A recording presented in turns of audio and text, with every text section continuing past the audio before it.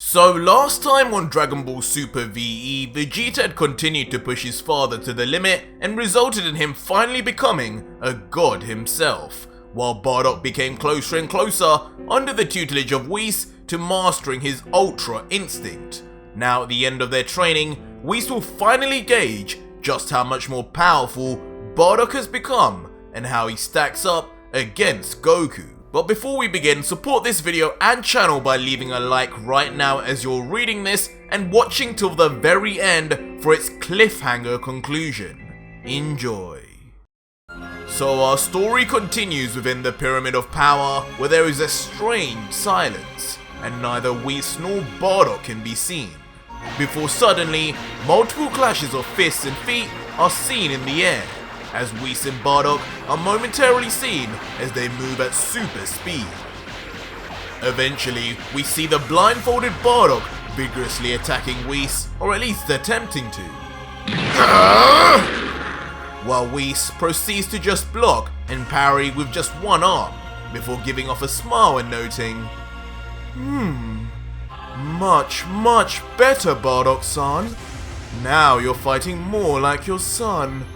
Which immediately triggers Bardock as he replies, "Stop comparing me to Kakarot!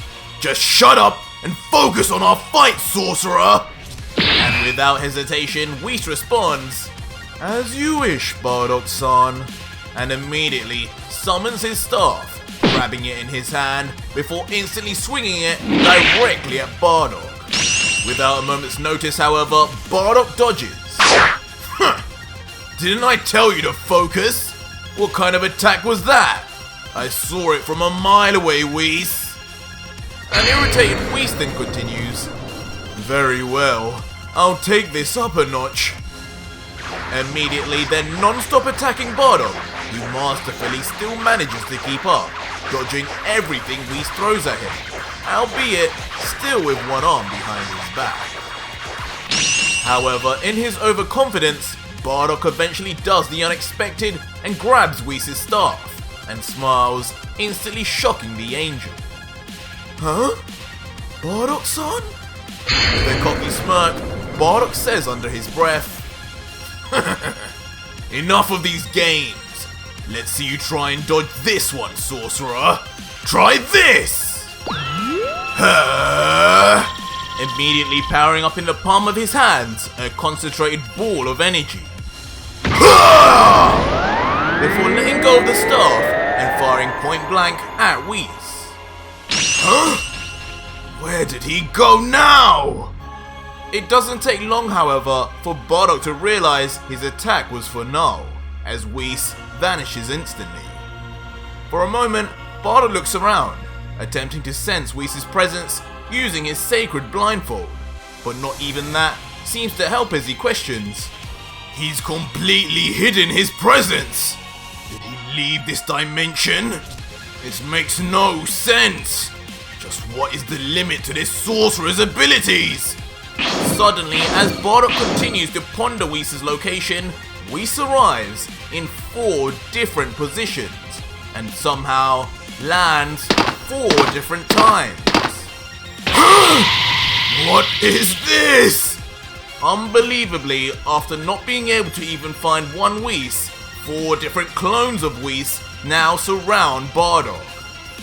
A look of utter overwhelming fear then rushes over Bardock as he mutters, "4 sorcerers? Duh.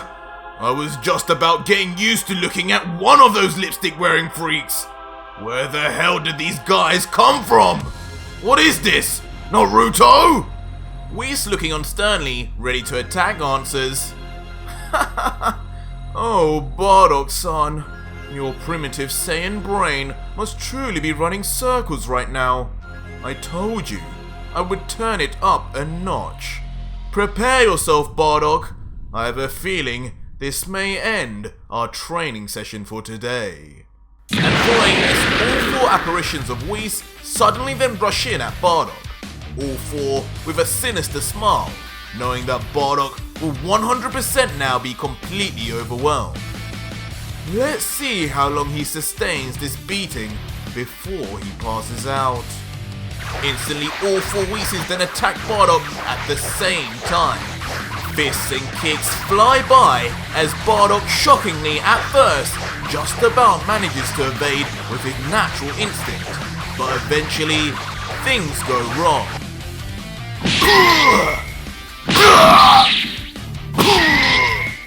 As suddenly, attack after attack begins to land as Bardock becomes completely unable to keep up with full simultaneous attack directions.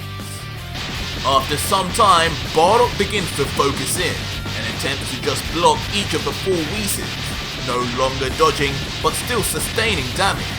A smirk appears across his face, however, as he soon realizes something. Just as I thought, this blindfold allows me to see exactly who the real one is.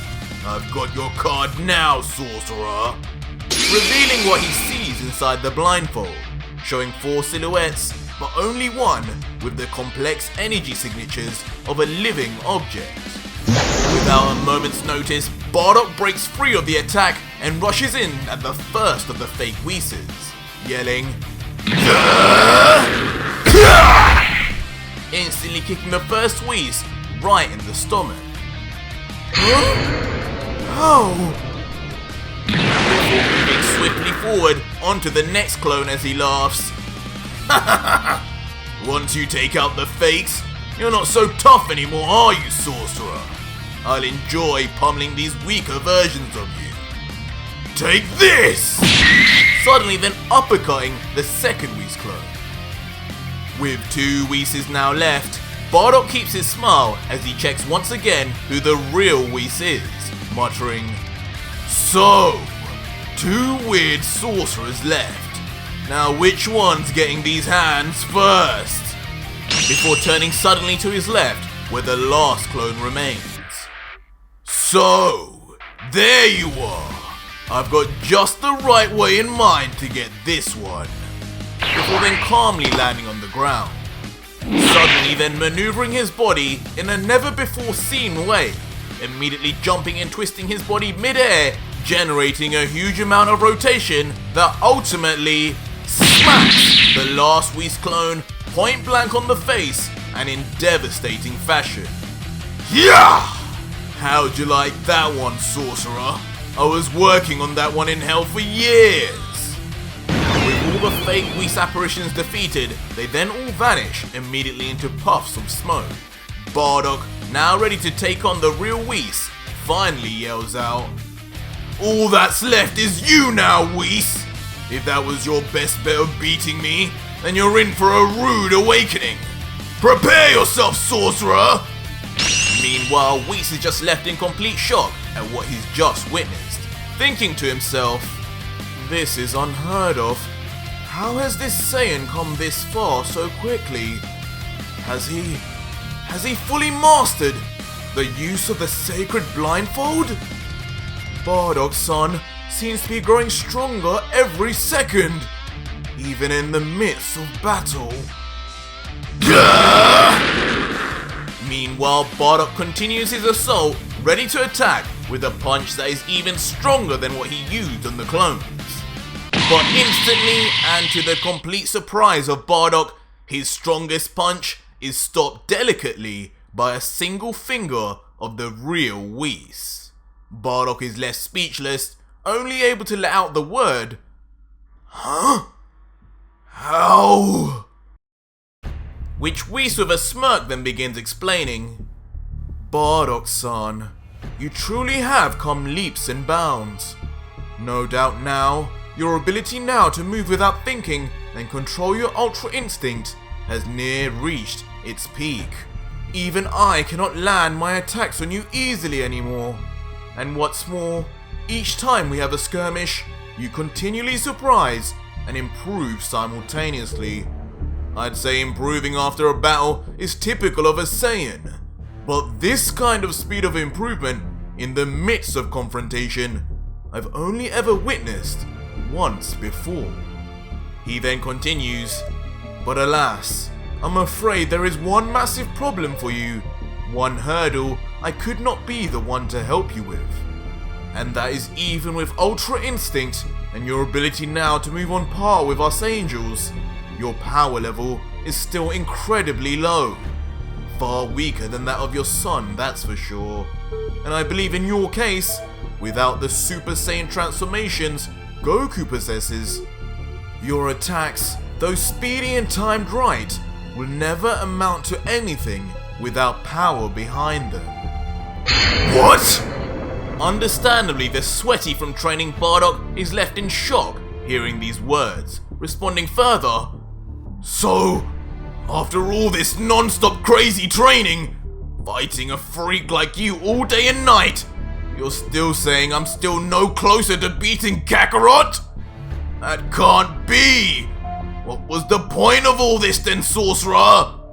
In response, Whis just calmly smiles with his hands behind his back and replies, "Oh, Bardock-san, the point of this training was always just to help you master your Ultra Instinct, and only that. You have a gift, one that could not be left alone once I'd witnessed it, and one that ultimately will prove very useful for you in the future, I'm sure. And that is exactly what we have now perfected with the help of the sacred blindfold. I feel the only way for you to improve now under my tutelage is to allow you to maintain your abilities without it. But rest assured, Ultra Instinct or not, that will make no difference to the gap in power between yourself and Goku-san." Angered and disappointed by Whis' admission, Bardock begins taking off his blindfold and looks at his hands, muttering, "Damn it. So I'm really expected to master and go through all those damn transformations just to be strong enough to dent him. Damn it all! It's going to take another 10 years, I bet." With his blindfold now off and his eyes readjusting to the light, he reflects further on his situation after almost a year of training. "I should have known. Angel technique or not, all this does is allow me to run and not get hit. At the end of the day, a fight is about fighting. And the way Kakarot has gone so far beyond even the legendary Super Saiyan, there's just no way I could ever make up the gap. He's been training for 30 years, ascending non-stop through those multicolored forms. I really was just kidding myself that I'd become a challenge in less than just 1 year."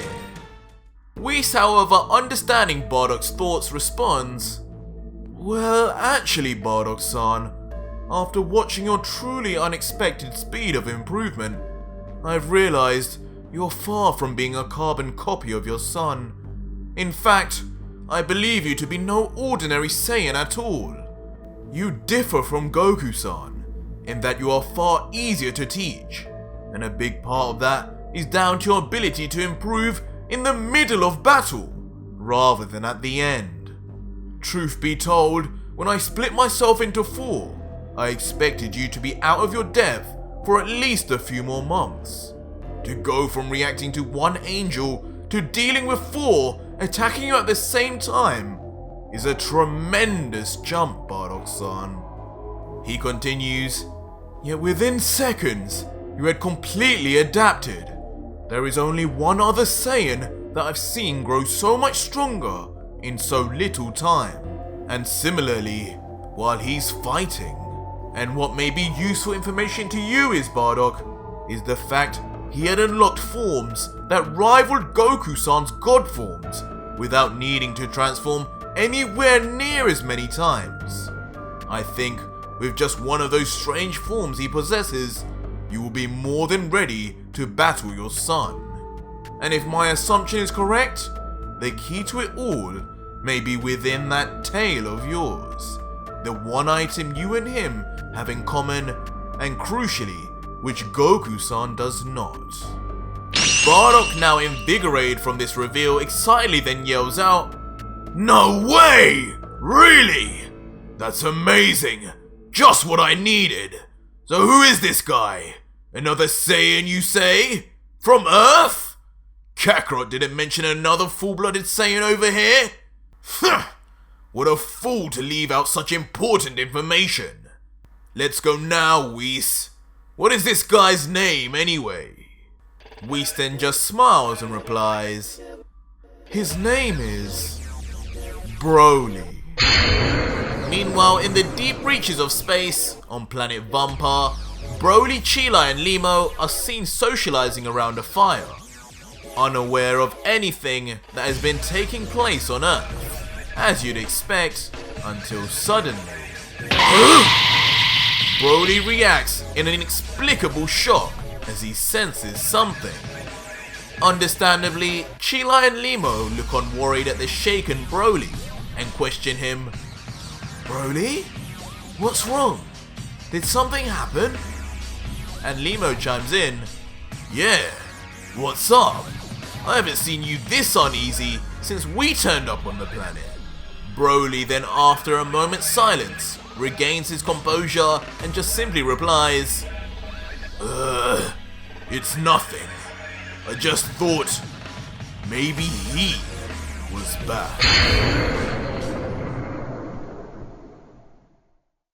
Meanwhile, back in the hyperbolic time chamber, Vegeta stands before his father, who has transformed into the very first Super Saiyan 4 God form, a pinnacle never even thought possible in the Dragon Ball Super universe. Vegeta stands in complete shock, just barely letting out, Father! You're alive! How did you... And yet I can't sense your ki anymore! Does this mean you did it? This is a god form? A serious looking King Vegeta with his arms folded, meanwhile replies, I was hoping you'd be able to answer that one, son. When you were blasting me with that Gallic gun, I decided midway to follow the exact instructions you gave. I extracted the God Ki you imparted into me, absorbed your God Ki infused blast, and then crushed it in my hand, trying my best to absorb it all into my body, despite how much larger this energy was than the one you described.